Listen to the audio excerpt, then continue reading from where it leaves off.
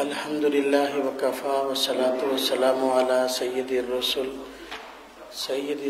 وخاتم الانبیاء اما بعد فاعوذ باللہ من الشیطان الرجیم بسم اللہ الرحمن الرحیم هل يستوي الذین یعلمون والذین لا یعلمون آمنت باللہ صدق اللہ العظیم۔ آپ حضرات جانتے ہیں کہ اس ادارے میں الحمدللہ ماہانہ انتہائی علمی اور تحقیقی سبق ہوتا ہے۔ حضرت شیخ تشریف لا چکے ہیں، انشاءاللہ کچھ دیر کے بعد تشریف لے آئیں گے۔ کچھ دیر کے لیے مجھے حضرت نے فرمایا کہ 10 منٹ آپ ساتھیوں سے بات کریں۔ اللہ رب العزت نے پورے عالم کی ہدایت کے لیے ہمارے نبی پاک صلی اللہ علیہ وسلم کو اس دنیا میں مبعوث فرمایا ہے۔ آپ نے اس دنیا میں تشریف لا کر پوری انسانیت کو ہدایت کا درس دیا ہے۔ آپ کی ذات منبع ہدایت تھی، اور رب تعالیٰ کا وہ پیغام جس کی ذمہ داری اللہ رب العزت نے آپ پر ڈالی تھی، پوری امت کے سامنے پیش کر کے اللہ کے آگے سرخرو ہو کر دنیا سے آپ نے پردہ فرمایا۔ نبی پاک صلی اللہ علیہ وسلم نے آپ نے ایک ارشاد میں فرمایا کہ علماء انبیاء کے وارث ہیں۔ علماء انبیاء کے وارث ہیں۔ وارث وہی کام کرتا ہے جو وراثت چھوڑنے والا کر کے جاتا ہے۔ مورث جس کام کو چھوڑ کے جائے، وارث اسی مشن کی تکمیل کے لیے آگے بڑھتا ہے۔ ہمارے پیارے پیغمبر صلی اللہ علیہ وسلم کے کام کے 2 حصے تھے۔ ایک یہ کہ پوری دنیا کو ایمان پہ لانا، اور دوسرا جو حضرات ایمان پہ آ چکے ہیں ان کے ایمان کو بچانا۔ ایمان پہ لانا یہ بھی اہم مقصد ہے، ایمان پہ لانے کے بعد ایمان کو بچانا یہ بھی اہم مقصد ہے۔ نبی پاک صلی اللہ علیہ وسلم جس ماحول میں امت کو ہدایت کی دعوت دیتے ہیں، اس ماحول کے اندر ایمان کو تباہ کرنے کے بھی بہت سے اسباب موجود تھے۔ مختلف گروہ تھے جن کا 24 گھنٹے کا مشن اور مشغلہ یہی تھا کہ لوگوں کے ایمان کو تباہ کریں۔ نبی پاک صلی اللہ علیہ وسلم نے اور آپ پر اترنے والی وحی قرآن کریم نے ان فتنوں کی اور ان گروہوں کی نشاندہی کی، اور پھر جہاں تک نبی پاک صلی اللہ علیہ وسلم کے بس میں تھا، آپ نے اپنی امت کو اس سے محفوظ رکھنے کے لیے ہدایت بھی فرمائی اور تدبیریں بھی بیان فرمائی۔ جس وقت قرآن کریم اتر رہا تھا، اس دور میں 4 بڑے فتنے تھے جس سے امت کو سامنا تھا۔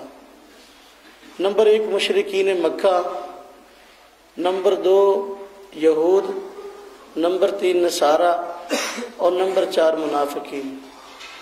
یہ 4 فتنے تھے۔ اللہ رب العزت نے اور نبی پاک صلی اللہ علیہ وسلم کی ذات اقدس نے ان 4 فتنوں سے متعلق امت کو ہدایات بڑے کھلے کھلے الفاظ میں بیان فرمائی کہ ان سے اپنے ایمان کو بچانا کیسے ہے۔ اللہ کے نبی صلی اللہ علیہ وسلم دنیا سے جانے لگے تو آپ صلی اللہ علیہ وسلم نے اپنی امت کو بتا دیا کہ بنی اسرائیل 72 فرقوں میں بٹ گئے تھے، اور میری امت 73 فرقوں میں بٹ جائے گی۔ نجات پانے والی جماعت کی جہاں آپ نے اور بہت سی نشانیاں مختلف روایات میں بیان فرمائی ہیں، ان میں ایک اہم نشانی آپ نے یہ بھی بیان فرمائی کہ جو اہل حق کی جماعت ہوگی ان کا مستقل کام یہ ہوگا کہ جن لوگوں نے دین میں باطل تحریفات کر کے اس کا حلیہ بگاڑنے کی کوشش کی ہوگی اور دین میں غلو کا راستہ اختیار کیا ہوگا، ان کی باطل تحریفات کو اور غلو کے راستے کو ایک طرف کر کے صحیح معنوں میں لوگوں کے سامنے دین پیش کرنے والے ہوں گے۔ اہل حق کی یہ نشانی آپ نے بیان فرمائی ہے۔ اسی فریضہ کی سر انجامی کے لیے الحمدللہ پوری دنیا میں محنت ہو رہی ہے، اور ہمارے شیخ حضرت مولانا الیاس گمن صاحب دامت فیوزہم اس کے لیے محنت فرما رہے ہیں۔ میں بیان کے لیے نہیں بیٹھا، میں صرف اور صرف اپنے کام کے تعارف کے لیے بیٹھا ہوں۔ ہمارا کام اور ہماری جماعت کا نام عالمی اتحاد اہل سنت والجماعت ہے۔ کوئی آدمی ہم سے پوچھتا ہے کہ آپ کی جماعت کا تعارف کیا ہے؟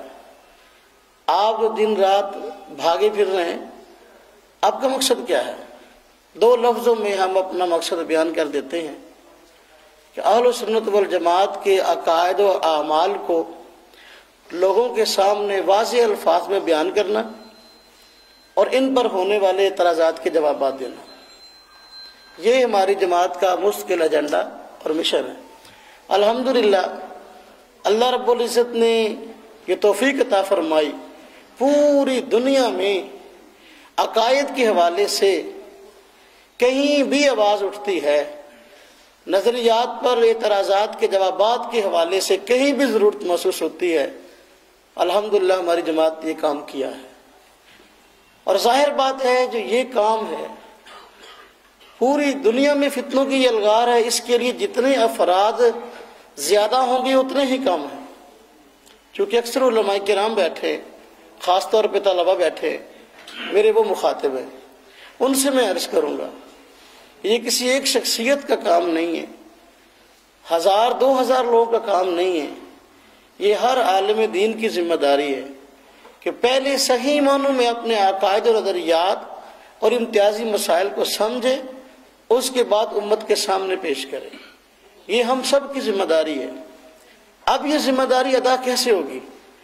اس کے لیے جہاں تک ہماری جماعت نے کوشش کی ہے تو وہ آپ حضرات کے سامنے عرض کروں۔ آسانی کے لیے ہم نے ہر سال جب مدارس کے طلباء کو سالانہ چھٹیاں ہوتی ہیں 12 دن کا ہم نے دورہ تحقیق المسائل رکھا ہے۔ وہ 12 دن کا جو دورہ تحقیق المسائل ہے اس میں وہ نظریات جو وضاحت طلب ہیں اور ان پر باطل فرقوں کی طرف سے اعتراضات ہیں، وہ ان نظریات کی وضاحت کی جاتی ہے اور اعتراضات کے جواب دی جاتے ہیں۔ جو اپنے امتیازی مسائل ہیں تحقیق کے ساتھ پڑھائے جاتے ہیں، اور یہ 12 دن کا کورس ہے۔ اس میں الحمدللہ جو حضرات شرکت کرتے ہیں تو وہ خود اس کا اتنا نفع محسوس کرتے ہیں کہ خود وہ بیچارے کہتے ہیں کہ آج تک ہمیں ان مسائل کی نوعیت کا علم نہیں تھا، آج ان مسائل کی نوعیت کا علم ہوا ہے۔ پہلے ان نظریات کی وضاحت ہمارے پاس اس انداز میں نہیں تھی، شرح صدر نہیں تھا، آج شرح صدر ہوا ہے۔ پھر جن حضرات کو اللہ رب العزت نے توفیق دی ہے کہ درس نظامی سے فارغ ہوتے ہیں، عالمیہ کا امتحان دیتے ہیں، جہاں ہمارے بزرگان دین یہ دعوت دیتے ہیں کہ بھائی اگر ہو سکے تو 1 سال تبلیغی جماعت کے ساتھ لگا لو، تو ہم بھی یہ کہتے ہیں اگر ہو سکے تو 1 سال ہمارے پاس لگا لو۔ مرکز اہل سنت والجماعت سرگودا میں حضرت شیخ مولانا الیاس گمن صاحب کے ہاں علماء کے لیے 1 سال کا تخصص ہوتا ہے۔ اس میں یہ ساری ہی ضرورتیں جو ایک عالم دین کی ضرورتیں ہیں، حتی الامکان علمی ضروریات کو پورا کرنے کی کوشش کی جاتی ہے، اور یہ عقائد و نظریات اور مسائل بڑی تفصیل کے ساتھ پڑھائے جاتے ہیں۔ 12 دن میں اجمال ہوتا ہے اور ان کا تعارف ہوتا ہے، اس کے ساتھ مناسبت پیدا ہوتی ہے، اور پھر پورے سال کے اندر جو ساتھی تخصص 1 سال کا کرتے ہیں تو الحمدللہ ان کو شرح صدر کے ساتھ یہ مسائل جو ہے معلوم ہو جاتے ہیں، پھر آگے بیان کرنا سمجھانا بہت آسان ہے۔ ہمارے تخصص کی 3 خوبیاں ہیں جو بیک وقت اور یکجا دنیا میں کسی جگہ پہ نہیں مل سکتی۔ نمبر 1، جو بھی عقیدہ اور نظریہ تخصص میں یا 12 دن کے دورہ تحقیق المسائل میں زیر بحث آتا ہے، پہلے اس کی اطلاع کر دی جاتی ہے بھی کل کوئی یہ عنوانات ہوں گے سبق کے۔ زبانی استاد کی کوشش ہوتی ہے کہ اپنے موقف کی وضاحت، فریق مخالف کے موقف کی وضاحت اور اپنے موقف کے دلائل، فریق مخالف کے دلائل کے جوابات اور اس پر ہونے والے اعتراضات، یہ زبانی سامعین کے ذہن میں اتارے جاتے ہیں اور عام فہم انداز میں اس کو سمجھانے کی کوشش کی جاتی ہے۔ پہلا مرحلہ اس کا۔ نمبر 2، بس اوقات ایسے ہوتا ہے کہ آدمی وقتی طور پر تو اس بات کو سمجھ آتا ہے، لیکن اس کی خواہش ہوتی ہے کہ جو کچھ یہاں بیان ہوا کاش کہ میں اس کو لکھ لیتا، تو اس کے لیے لکھنے کی نوبت نہیں پڑتی اور اس کی ضرورت نہیں پڑتی۔ ہم نے اس کا بڑا بہترین انتظام کیا ہے، وہ یہ کہ جتنے عقائد و نظریات اور امتیازی مسائل زیر بحث آتے ہیں، ہر ایک کی ہم نے فائل تیار کی ہے۔ جتنے مسائل ہیں ہر مسئلے کی الگ الگ اس پہ عنوان لکھا ہے فائل کا، اور پھر اپنا موقف ہے، فریق مخالف کا موقف ہے، اپنے دلائل ہیں، ان کے دلائل کے جوابات ہیں، اہم اعتراضات کے جوابات ہیں۔ یہ فائل لکھی ہوئی جو بھی شرکاء دورہ تحقیق المسائل کے ہوتے ہیں، جو بھی شرکاء تخصص کے ہوتے ہیں، ان کے سامنے موجود ہوتی ہے۔ ان کو عام طور پر اس کو لکھنے کی ضرورت پیش نہیں آتی، اور یہ بہت عام طور پر جہاں تخصص ہوتے ہیں ماشاءاللہ بہت جگہ پہ ہو رہے ہیں، لیکن وہاں پر یہ بات نہیں ہوتی۔ عام طور پہ سمجھایا نہیں جاتا، لکھایا جاتا ہے، اور لکھنے پہ بہت وقت لگ جاتا ہے۔ ایک عنوان جس کو ہم 2 گھنٹے میں سمجھا دیتے ہیں، تو بسا اوقات اس کو 2 ہفتے تک لکھایا جاتا ہے اور پھر لکھ دیا جاتا ہے، لیکن سمجھ پھر نہیں آتا۔ تو ہمارے یہاں سمجھایا جاتا ہے اور لکھنے کا وقت بھی بچ جاتا ہے۔ لکھی ہوئی فائلیں کمپوز ہوئی ہر آدمی کے پاس موجود ہوتی ہیں۔ یہ ایسی بڑی خوبی ہے کہ دنیا میں کہیں بھی تخصص ہوتا ہے تو یہ خوبی کہیں بھی موجود نہیں ہے۔ نمبر 3، ہمارے یہاں جو تخصص ہوتا ہے اور دورہ تحقیق المسائل ہوتا ہے، اور اس میں جو عنوانات زیر بحث آتے ہیں، نظریات ہیں یا مسائل ہیں، ان میں تیسری خوبی یہ ہے کہ جو استاد سبق پڑھاتا ہے تو اس کی مکمل ریکارڈنگ ہو جاتی ہے۔ ریکارڈنگ یعنی ویڈیو ریکارڈنگ ہو جاتی ہے۔ ہمارے جتنے دورہ تحقیق المسائل پچھلے سالوں میں ہوئے ہیں، تقریباً سب کی ویڈیو ریکارڈنگ ہمارے نیٹ پہ، ہماری ویب سائٹ ahnafmedia.com اس پہ موجود ہے۔ تو یہ بھی ایسی ایک بڑی خوبی ہے اور اہم خوبی ہے کہ دنیا میں کہیں بھی آپ کو نہیں مل سکتی۔ تخصصات اور دورے تو مل سکتے ہیں اور ان کی وضاحت بھی مل سکتی ہے، لیکن سبق کے درجے تک جو لوگ وہاں موجود نہیں ہیں ان تک یہ بات نہیں پہنچ سکتی۔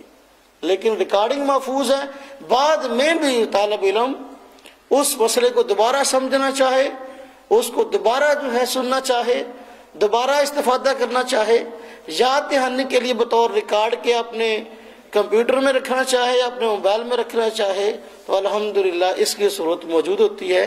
یہ 3 خصوصیات ایسی ہیں کہ دنیا میں یکجا کسی بھی تخصص کرانے والے، کسی بھی دورہ کرانے والے ادارے کے پاس موجود نہیں ہے۔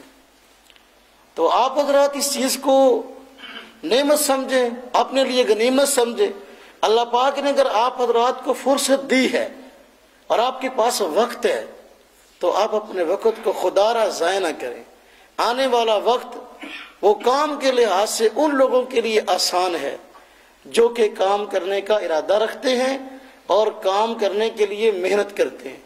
ان لوگوں کے لیے بہت مشکل ہے جو یہ چاہتے ہوں کہ ہمیں محنت بھی نہ کرنی پڑے اور ہم دین کی خدمت بھی کر لیں، ان کے لیے بہت مشکل ہے۔ دیکھیں ایک آدمی ایک مسجد کے اندر امام ہے، اس کے پیچھے اگر 100 نمازی نماز پڑھتے ہیں، عام طور پر ہمارے شعبے میں ایسا ہوتا ہے کہ امامت کو بہت آسان منصب سمجھتے ہیں۔ عموماً جب درس نظامی ہو رہا ہوتا ہے نا تو طلباء کی آپس میں باتیں ہوتی ہیں، چیمیں گوئیاں ہوتی ہیں، یار پڑھ لیں گے تو پھر کیا کریں گے۔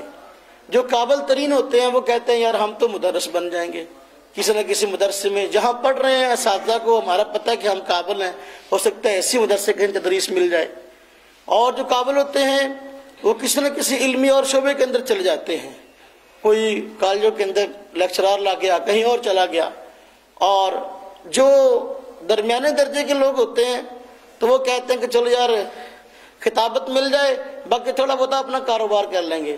جو اس سے بھی نیچے طبقے کے ہوتے ہیں ان کی کوشش ہوتی ہے چلو خطابت جمعہ کا بھی نہ سلسلہ ہو، تدریس بھی نہ ہو، کم از کم کسی مسجد کے اندر امامت مل جائے تو محض امامت کرا لیں گے، انشاءاللہ اس سے کام چل جائے گا۔ بلا شبہ یہ اجر والی چیزیں اور یہ ہماری ذمہ داری ہیں، ان کو ہم نے ہی ادا کرنا ہے۔ لیکن یہ بات ضرور ذہن میں رکھیں کہ آپ کے جو نمازی ہیں ان کے ایمان کی حفاظت کرنا، اگر آپ ان کے امام ہیں تو یہ آپ کی ذمہ داری ہے، اور ان میں سے اگر کوئی آدمی کسی باطل نظریات والے کے ہتھے چڑھ گیا اور اس کے ایمان میں مسائل پڑ گئے اور اس کا ایمان خطرے میں چلا گیا، وہ آ کر تسلی کس سے چاہے گا؟ وہ امام ہے آپ اس کے، نمازی ہے وہ آپ کا۔ اگر کسی نے اس کے دل میں شکوک و شبہات کسی بھی نظریے اور مسئلے کے متعلق ڈال دیے تو وہ تسلی کس سے کروائے گا؟ جا کر ظاہر بات ہے اپنے امام کے پاس آئے گا۔